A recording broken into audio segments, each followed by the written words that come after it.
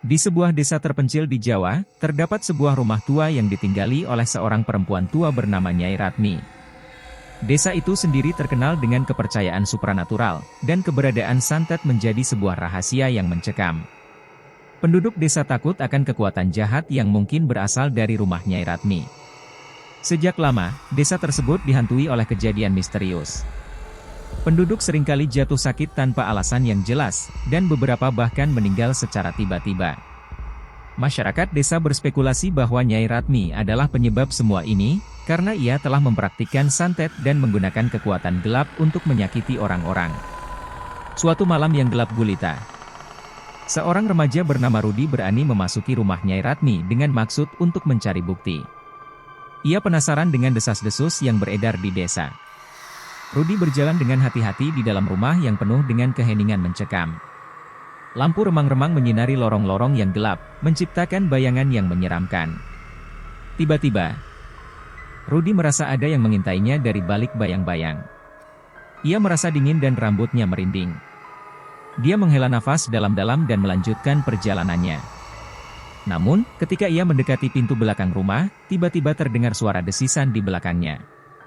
Rudi berbalik cepat, dan terkejut melihat sosok hitam yang berdiri di hadapannya. Sosok itu terlihat seperti Nyai Ratmi, dengan rambut panjang yang kusut dan wajah yang dipenuhi keriput. Matanya terlihat kosong dan gelap, menciptakan kesan yang menyeramkan. Dengan suara serak dan bergetar, Nyai Ratmi berkata, "Kamu tidak seharusnya berada di sini, anak muda. Jika kamu mengungkapkan rahasia ini, kamu akan menanggung kutukan yang tak terhingga." Rudi merasa terpaku dan tak bisa bergerak.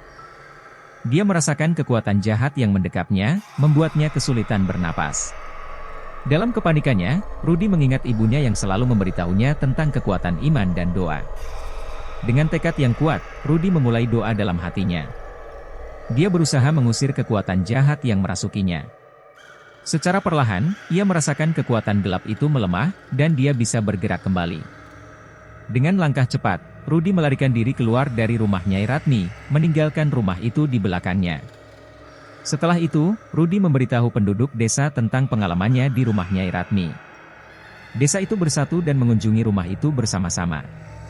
Mereka menemukan berbagai benda dan bukti yang menunjukkan praktik santet yang jahat. Nyai Ratmi kemudian ditangkap dan dihadapkan kepada keadilan. Dengan adanya pengungkapan ini, masyarakat desa akhirnya bisa hidup tanpa ketakutan santet yang menghantui mereka. Kejadian ini juga menjadi pelajaran bagi mereka untuk tidak bermain-main dengan kekuatan gelap.